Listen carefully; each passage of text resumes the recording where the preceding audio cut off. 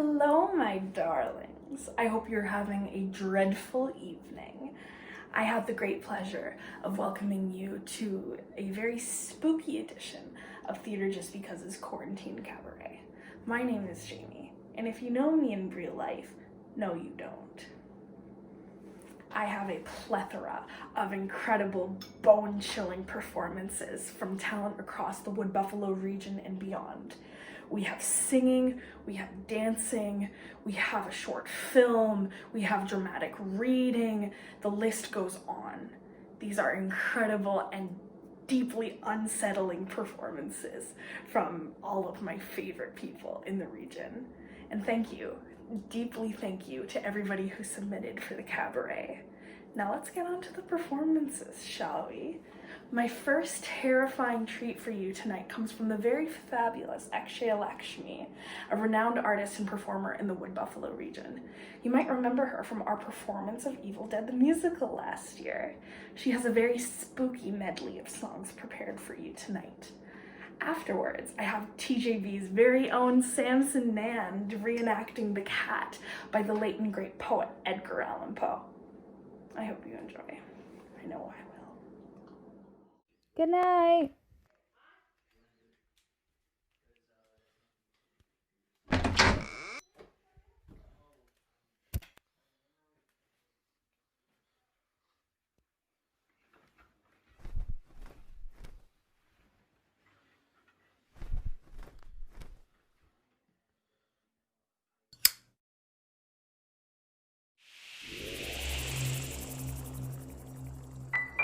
I put a spell on you.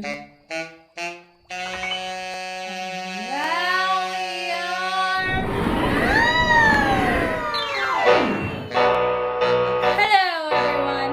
My name is Akshaya. What's yours? I put a spell on you. And now you're gone. So gone. My whammy fell on you. And it was strong, so strong, so strong. Your wretched little lies have all been cursed because of all the witches working. Woo! I'm the worst. I put a spell on you. Now you're mine.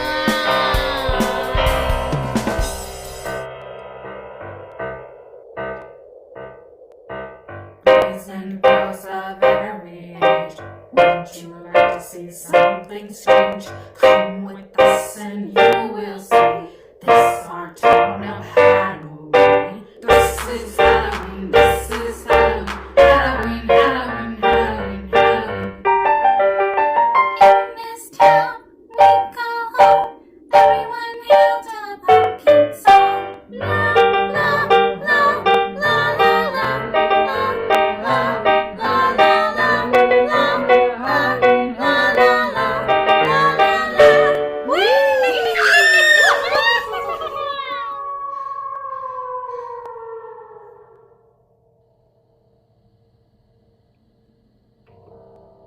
It's close to midnight, and something evil's lurking in the dark. Under the moonlight, you see a sight that almost stops your heart. You try to scream, but terror takes the sound before you make it. You start to freeze as horror looks you right between the eyes. You're paralyzed, 'cause this is Thriller, Thriller night. No one's gonna save you from the beast about to strike. Yeah, Thriller, Thriller night. You're fighting for your life inside a killer, thriller tonight. I'm friends with the monster that's under my bed, along with the voices inside of my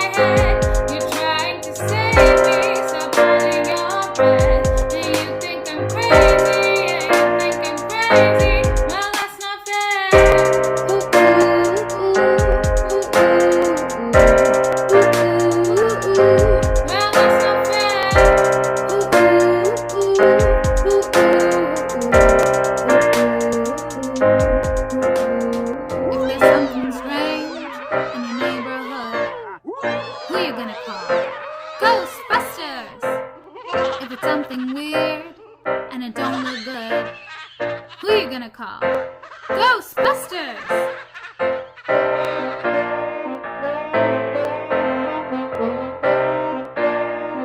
I ain't afraid of no ghost.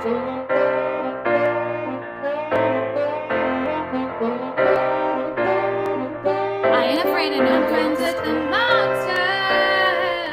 This is Halloween. 'Cause this is Thriller. Thriller night. I put a spell on you. I ain't afraid of no friends at the monster. This is Halloween. I put a spell on you. And now you're mine.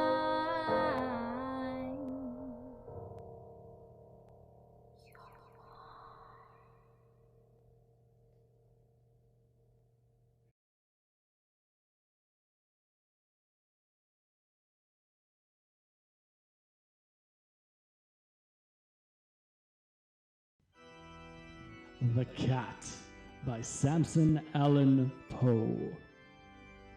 Sitting in my chair in a state of being groggy, while enjoying my vape-induced coma and feeling rather sloppy, with the taste of lemon pineapple juice still lingering in my mouth, I heard a tapping from outside, presumably from the south. "'Tis some solicitor," I muttered, tapping at my chamber door. Pondering when I last ate, was it a Pop-Tart or an apple? Awakened with hunger pangs, I steered aimlessly about my castle. But before I wandered to my fridge, my eye, it wandered to my bookcase.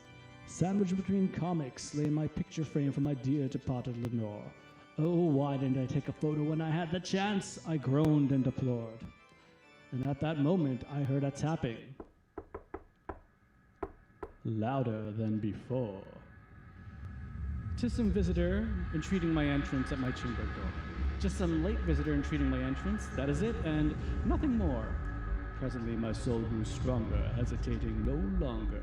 "Sir," I said, "or madam, truly your forgiveness I implore, but the fact is I was napping, and you so gently came a-rapping, and so faintly you came tapping at my chamber door, that I was sure scarce I heard you. Here I opened the door wide. Darkness there, and nothing more."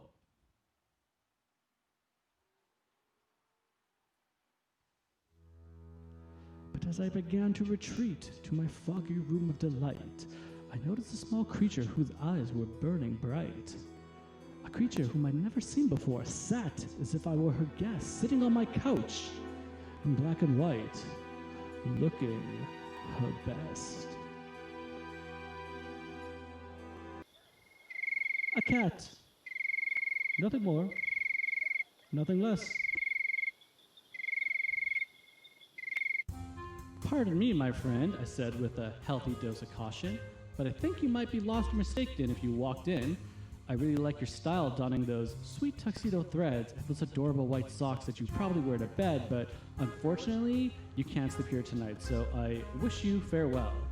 But the creature did not reply in the most conventional sense. It continued just to linger, not giving a care for context, and gave me with a look that was just downright sassy, like I was an intruder interrupting her modus operandi. She stared forth, ignoring me, saying only, "Nevermore." At this response, I began to boil with a feeling of indignation. Being treated like a stranger in my own home with no explanation, I gave it a glance of utter displeasure, showcasing my disdain. But there was no remorse on the face of this cat. She just looked at me as if I had inconvenienced her from a nap. "Now see here, you fight feline, I admit I do adore, with your lovely fur coat and those cute little toes. I've asked you politely once already to please evacuate my home, but you seem thick, like the smoke in my room where I vape. So I'll repeat again, my furry friend, come back another date." But the cat just gave me a stare like I was such a bore, and repeated again with a yawn, simply stating, "Nevermore." Could this be my sweet Lenore? Reincarnated to resemble a new, still lovely form? I asked, "Are you the one and only? My lovely maiden called Lenore? Returning from the heavens so we can continue on like before? Are you?" Yeah, I'm gonna stop you right there, mate. I'm not your Lenore. Don't make it weird. I'm just a cat You just happened to be here because you opened the door and I saw an opportunity to make my move. You got sloppy and now this is your life, mate. And that cat still is sitting on a tree by the window, looking at me with contempt. A reality in my wildest dreams I never would have dreamt. For my soul, from out the shadow that lies floating on the floor, shall be lifted, quoth the cat. Nevermore.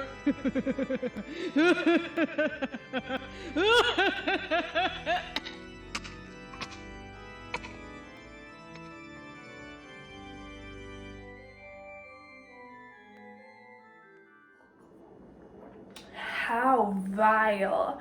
Thank you, my friends, for your disturbing, gruesome displays of talent. And aren't you very talented indeed? We have plenty of performances left for you. But first, we would like to give a huge shout out to the sponsors of our Corn Theater series, FMM Law. Their community spirit, and generosity have allowed us to keep working and make theater content during these different and genuinely scary times. Huge thanks to them and everyone supporting our workshop series. You can still get tickets on Eventbrite. Hit up our Facebook. And watching our cabarets and interacting with us on social media. It inspires us to stay motivated and creative and keep making, even from 6 feet apart. And I surely am getting spooky this year, despite everything. But enough of that stuff. Let's get into some more performances, shall we? Next up, we have a dance number from the Divine Group of India, choreographed by none other than Shweta Suthar. A mysterious question: who is the evil soul, the teacher or the girl? Truly fascinating and deeply unsettling stuff. Shweta auntie? Shweta auntie, are you okay? Guys, let's go get some water. Okay.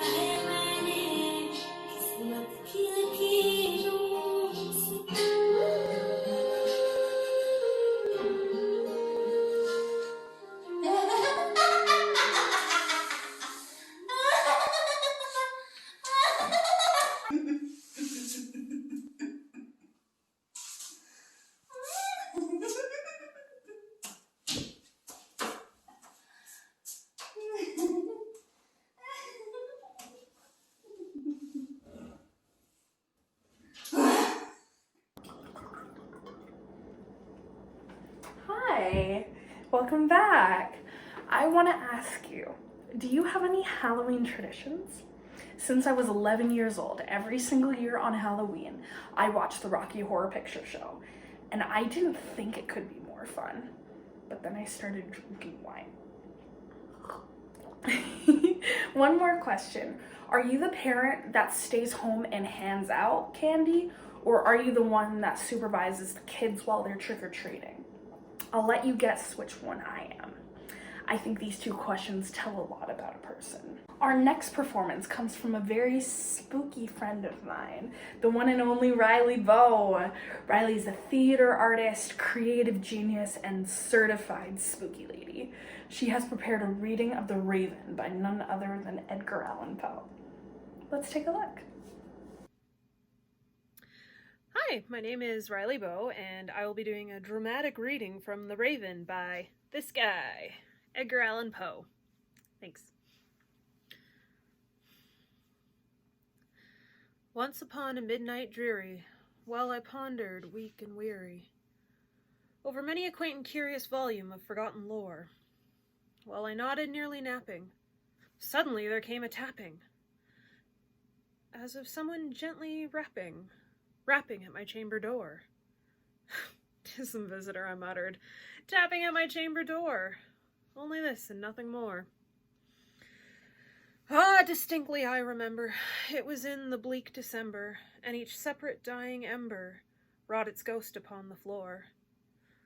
Eagerly I wished the morrow, vainly I had sought to borrow from my books a crease of sorrow, sorrow for the lost Lenore, for the rare and radiant maiden whom the angels name Lenore, nameless here forevermore. And the silken, sad, uncertain rustling of each purple curtain thrilled me, filled me with fantastic terrors never felt before. So that now, to still my beating heart, I stood repeating, "'Tis some visitor entreating entrance at my chamber door. Some late visitor entreating entrance at my chamber door. That is it, and nothing more. Presently my soul grew stronger, hesitating then no longer. "Sir," said I, "or madam, truly your forgiveness I implore. But the fact is I was napping, and so gently you came rapping, and so faintly you came tapping at my chamber door, that I scarce was sure I heard you. Here I opened wide the door. Darkness there, nothing more.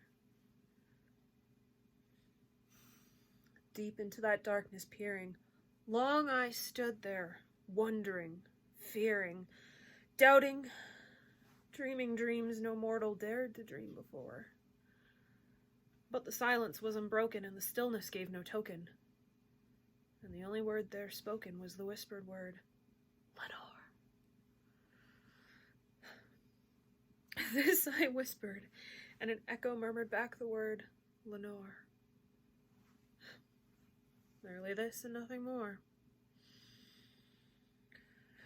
Back into the chamber turning, all my soul within me burning. Soon again I heard a tapping, somewhat louder than before. Surely, said I, surely, that is something at my window lattice. Let me see then what thereat is, and this mystery explore. Let my heart be still a moment, and this mystery explore. 'Tis the wind and nothing more. Open here I flung the shutter, when with many a flirt and flutter, in there stepped a stately raven of the saintly days of yore. Not the least obedience made he, not a minute stopped or stayed he, but with mine of lord and lady, perched above my chamber door. Perched upon a bust of Pallas, just above my chamber door. Perched and sat, and nothing more. Then this ebony bird beguiling my sad fancy into smiling, by the grave and stern decorum of a countenance at war. Though thy crest be shorn and shaven, thou, I said, art sure no craven, ghastly grim and ancient raven, wandering from the nightly shore. Tell me what thy lordly name is on the night's Plutonian shore. Quoth the raven, nevermore. Much I marveled this ungainly fowl to hear discourse so plainly, though its answer little meaning, little relevancy bore. For we cannot help agreeing that no living human being ever yet was blessed with seeing bird above his chamber door, bird or beast upon the sculpted bust above his chamber door, with such name as Nevermore. But the raven, sitting lonely on the placid bust, spoke only that one word, as if his soul in that one word he did outpour. Nothing farther than he uttered, not a feather than he fluttered, till I scarcely more than muttered, other friends have flown before.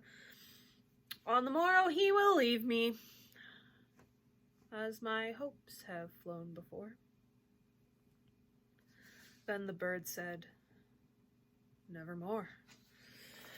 Startled at the stillness broken by reply so aptly spoken, doubtless, said I, what it utters is its only stock and store, caught from some unhappy master, whom unmerciful disaster followed fast and followed faster, till his songs one burden bore, till the dirges of his hope that melancholy burden bore, of nevermore. But the raven still beguiling all my fancy into smiling. Straight I wheeled, a cushioned seat in front of bird and bust and door. Then upon the velvet sinking, I betook myself to linking, fancy unto fancy, thinking what this ominous bird of yore, what this grim, ungainly, ghastly, gaunt, and ominous bird of yore meant in croaking, nevermore. This I sat engaged in guessing, but no syllable expressing to the fowl whose fiery eyes now burned into my bosom's core. This and more I sat divining, with my head at ease reclining on the cushion's velvet lining that the lamplight gloated over, but whose velvet violet lining with the lamplight glowing over she shall press, nevermore. Then, methought, the air grew denser, perfumed from some unseen censer, swung by seraphim whose footfalls tinkled on the tufted floor. Wretch, I cried, thy God hath lent thee, by these angels he hath sent thee, respite and nepenthe from thy memories of Lenore. Quaff, oh quaff, this kind nepenthe, and forget this lost Lenore. Quoth the raven, nevermore. Prophet, said I, thing of evil! Prophet still, if bird or devil, whether tempter sent or whether tempest tossed thee here ashore. Desolate, yet still undaunted, on this desert land enchanted, on this home by horror haunted. Tell me truly, I implore, is there balm in Gilead? Tell me, I implore. Quoth the raven, nevermore. Prophet, said I, thing of evil, prophet still, if bird or devil. By the heaven that bends above us, by that God we both adore, tell this soul with sorrow laden, if within the distant Aden, it shall clasp a sainted maiden, whom the angels name Lenore. Clasp a rare and radiant maiden, whom the angels name Lenore. Quoth the raven, nevermore. Be that word or sign of parting, bird or fiend, I shrieked upstarting. Get thee back into the tempest and the night's Plutonian shore. Leave no black plume as a token of that lie thy soul hath spoken. Leave my loneliness unbroken. Quit thy bust above my door. Take thy beak from out my heart, and take thy form from off my door. Quoth the raven, nevermore. And the raven, never flitting, still is sitting on the pallid bust of Pallas just above my chamber door, and his eyes have all the seeming of a demon's that is dreaming, and the lamplight o'er him streaming throws his shadow on the floor, and my soul from out the shadow that lies floating on the floor shall be lifted nevermore. Wait, just give me a second.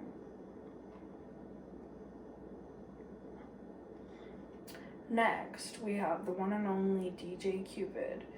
DJ Qpid has been a part of the arts community here in Wood Buffalo for a long time. You might know him as an actor from our stage, the 80th One Act Festival, or maybe he DJ'd your wedding or something. I don't know. Here we have him in a self-made and produced short horror film. Let me know how it is.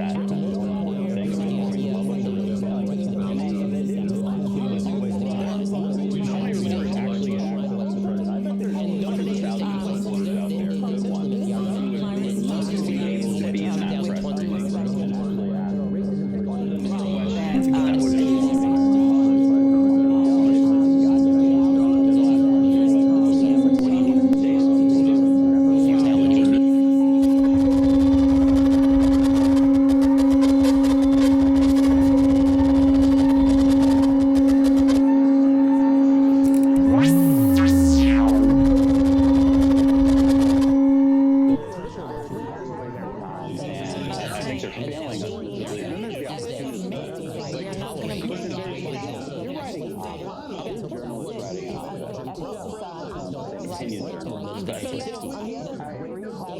fully understand why you might say you're reporting. The president said this today, but 3 weeks ago they said this, so there's been a change. That's possible. That makes total sense. Whatever. But to only do that when you're direct questioning the president is just a translator's guide.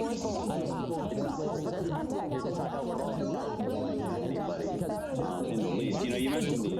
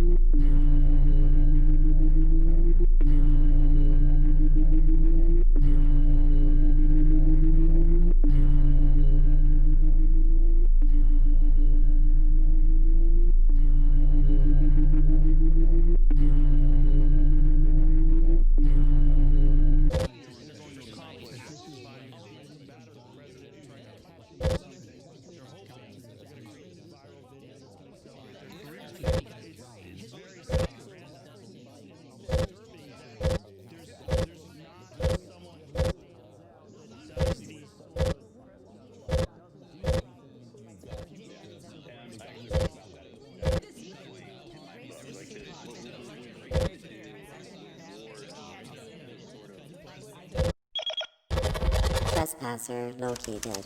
Initiating lockdown. T-minus 10 seconds. Till systems locked down. Initiating. 10. 9.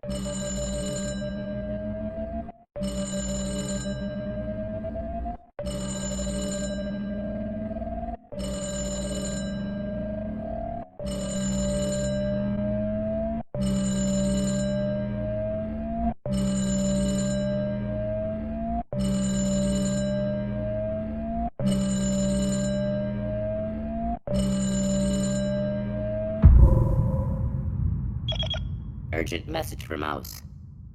Authorization required. Scan palm for authorization.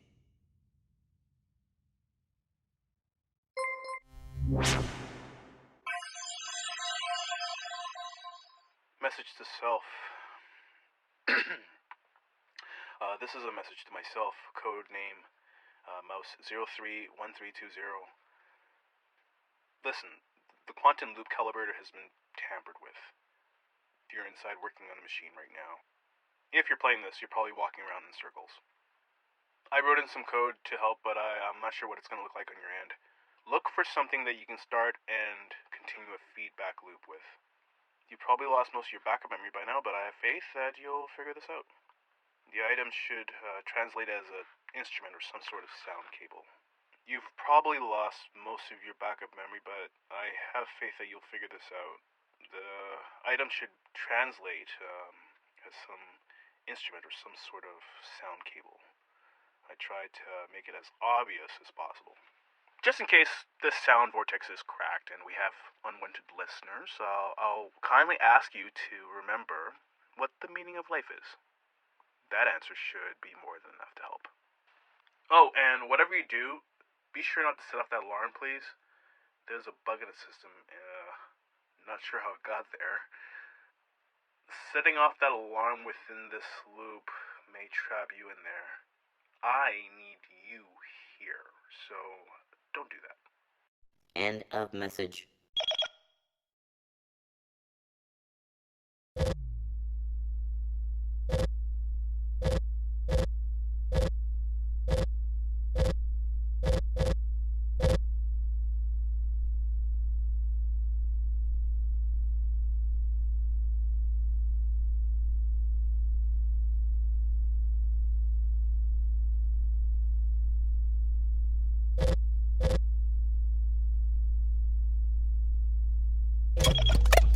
Continuing lockdown sequence.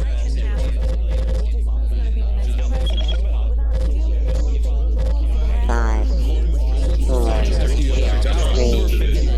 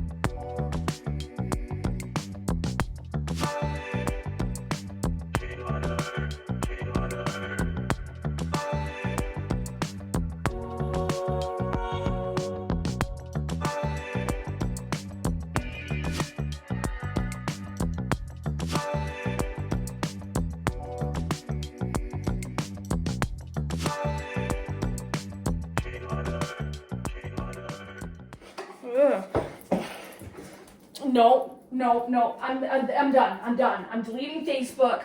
I'm done with it. I want nothing to do with it. Oh my. Ugh. Nope. Well, wasn't that just terrifying? Thank you, Qpid. Our next performer goes by the name Noize 13, a wordsmith, a poet, a singer, and a comedian. Noize is an all-around entertainer. I must include a content warning for this performance, as it includes strong language and strong themes. Viewer discretion is advised. I've always wanted to say that.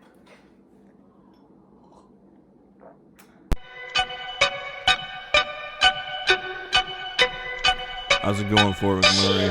This is Quarantine Cabaret number 3, presented to you by Theater Just Because. My name is Noize 13. About to do a song for y'all. Let's get it. Lame-ass parents, you got lame-ass parents. Never struggled in your life, and that shit's really apparent. If you never heated your house with the oven, I don't wanna hear it. If your mama never sniffed coke, and you was never near it. If your dad don't drink a bottle every night, then you're alright. If you never attempted suicide, I want you out my sight. If you never really struggled and you're just here for entertainment, you can rightly get fucked, and I hope you feel the shame in it. What we feel's real, no, we can't just deal with it. You don't give a fuck till we suicide and you feel it. You can clean the mess and I guess feel the same in it, but we feel that in our lifetimes too. It's not the same, is it? I fucking wish it was as simple as cheer up, but my brain says take a dive from a bridge into a truck. Every moment of my life, believe me, I'm not giving up, but you should smile. More statements make me wanna throw up. I'm fucking sick inside, but do I want some pills? No. Antidepressants make a sheep and never fucking feel whole. Like, can you imagine being normal, just being the goal? I'm a successful ass rapper and I'm still an asshole. I was touring with Twisted, still wanted my lights to turn off. So sick of the pain that I just wanted to burn off. Rocking fucking shows the only time I feel sane, and then it's back to my bed with my suicidal brain. Excuse me for my pain, excuse me for my misery. Didn't mean to ruin your day when you came to visit me. Maybe you should get a friend who isn't me, but I will win this battle and be me and fucking infamy. Press on, broken beyond hope and make it happen. This is my game. If it's the nightmare that I'm trapped in, make it my bitch like every chick that I fucked. Make 13 my lucky number, screaming fuck your bad luck. I am never fucking stuck where you tell me.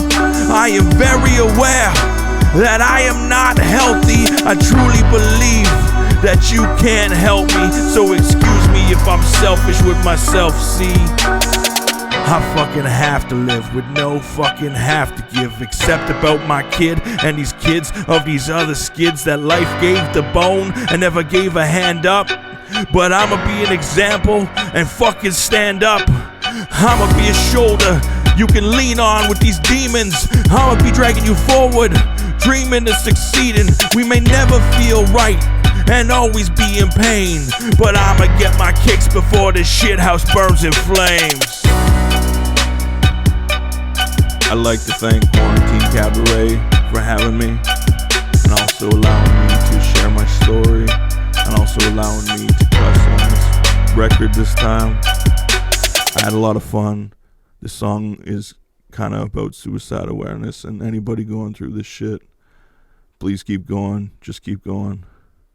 Giving up is easy, but just keep going. Peace, Noize Town. There is nothing as compelling as something that looks on the surface like your typical scary story, but can also speak on serious topics that are stigmatized that we can't usually share like this. Mark me down as scared and inspired. Last but certainly not least is March to the Sea by Athena Bishop, who you might remember from this year's Waypoints Dinner Theater as the fabulous Bianca. This is in part a reflective piece on the positively terrifying year that we've had, with a special appearance from a friend of mine. Keep a lookout.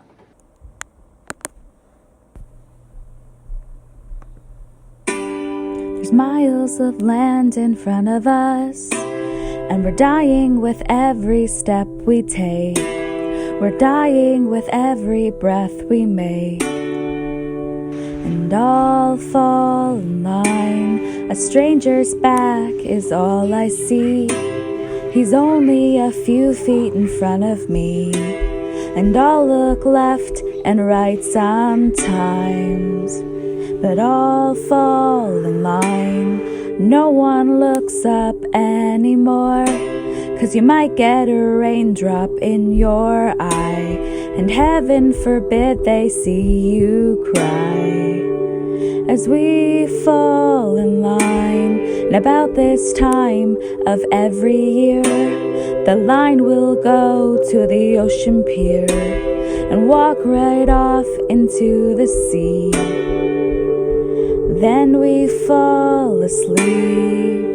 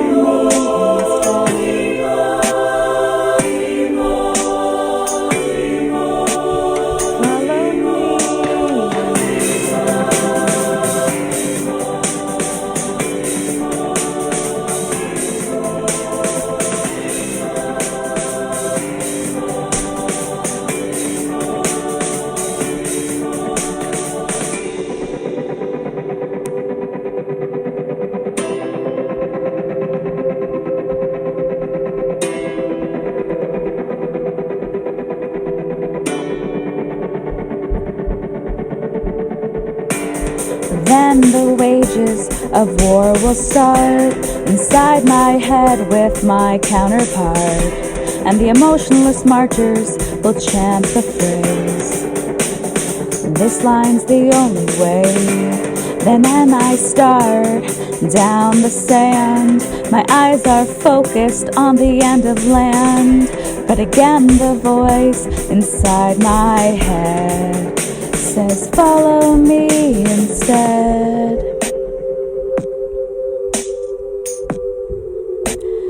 Follow me instead.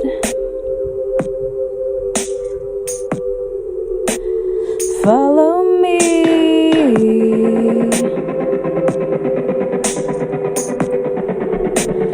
Follow me instead. Follow me instead.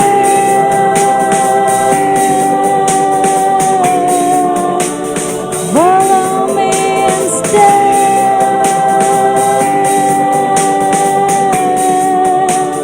Follow me instead.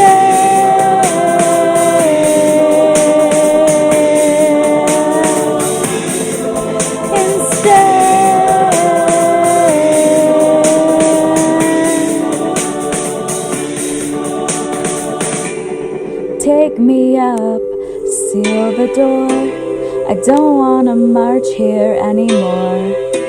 I realize that this line is dead, so I'll follow you instead. So then you put me back in my place, so I might start another day, and once again I will be in a march to the sea.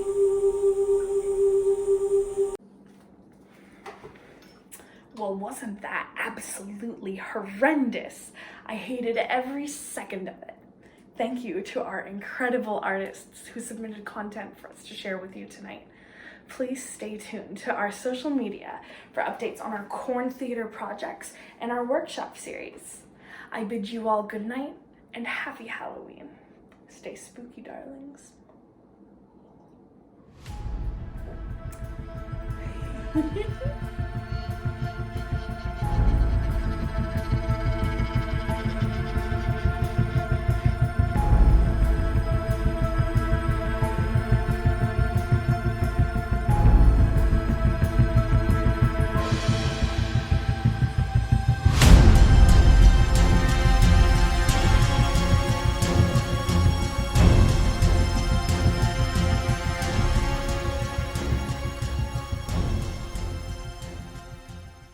No.